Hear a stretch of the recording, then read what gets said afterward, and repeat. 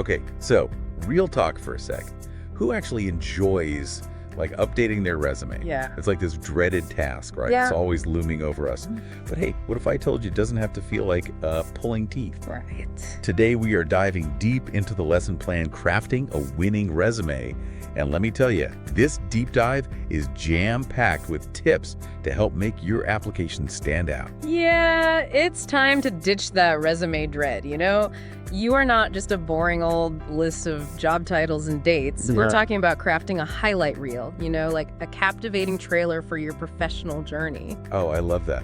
And speaking of crafting, the source material really hammered home the point about like tailoring your resume. It's like you wouldn't wear a swimsuit to, a job interview, right? Right. Exactly. Each job application, think of it as its own unique pitch. So let's say you're applying for, let's say, a marketing position. You'd want to really highlight that experience that you have with social media campaigns. Okay. But not just mention it, quantify those results. Did you increase engagement by a certain percentage? Did a campaign you spearheaded lead to like a specific boost in sales? Those are the details that hiring managers they want to see. Yeah, it's like saying I baked a cake versus I baked this triple layer chocolate cake with raspberry filling that won first prize at the county fair. Exactly. The details make all the difference. Now, beyond the content itself, think about, presentation. Yeah. Because we all know first impressions are everything, right? Yeah. And that holds true for resumes as well. Absolutely.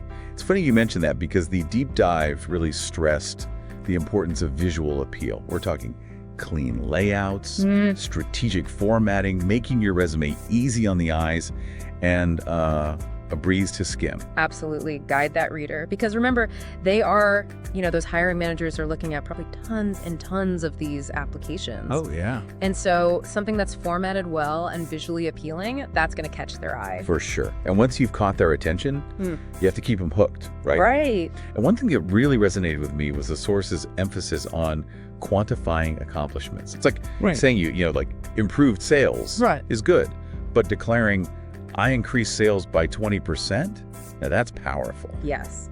Data is your best friend when it comes to resumes. Instead of just listing your responsibilities, you want to showcase the impact you actually made. Use those numbers to your advantage. Okay, so we've got customization, we've got visual appeal, impactful metrics. What else should we have in our little resume revamp toolkit? Right. Well, going back to those busy hiring managers, this deep dive really stressed brevity. Okay. They're skimming hundreds of these, right? Right. Make every word count. You've got to cut the fluff, get straight to the point, and highlight those impressive qualities. Less is more. Yes. And speaking of less is more, can we talk about typos for a second? Oh, yes. Because the source material was very clear about how damaging typos can be. Oh my gosh, yes. I know it seems, almost silly, like, oh, it's just a misplaced comma, Yeah. But these seemingly insignificant errors can be real deal breakers for some people. Yeah. Now, you mentioned those very busy hiring managers earlier. I'm curious, how has the evolution of the job market, how does that play into this whole resume game? That's a great question, and it goes straight to the heart of why a really strong resume is so important today.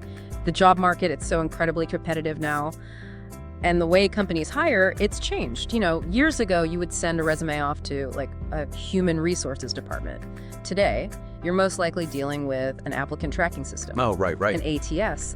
And that system is scanning your resume for specific keywords even before a human even sees it. So it's like your resume has to get through like a digital interview before it even gets to a real person. Exactly. So understanding how to tailor your resume, not just for, a human who might read it, but also those ATS systems, that is more important now than ever. Wow. Okay, so we've covered a lot. Making it visually appealing, quantifying wins, being concise, dodging those typo landmines. But what does it all really mean?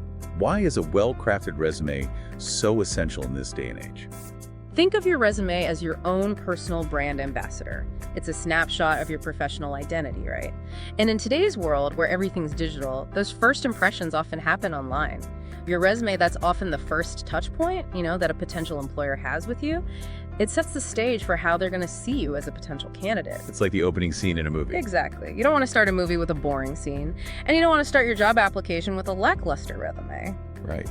Well, this has been incredibly insightful as we wrap up our deep dive here. Any final words of wisdom for our listeners out there who are getting ready to conquer their resume revamp?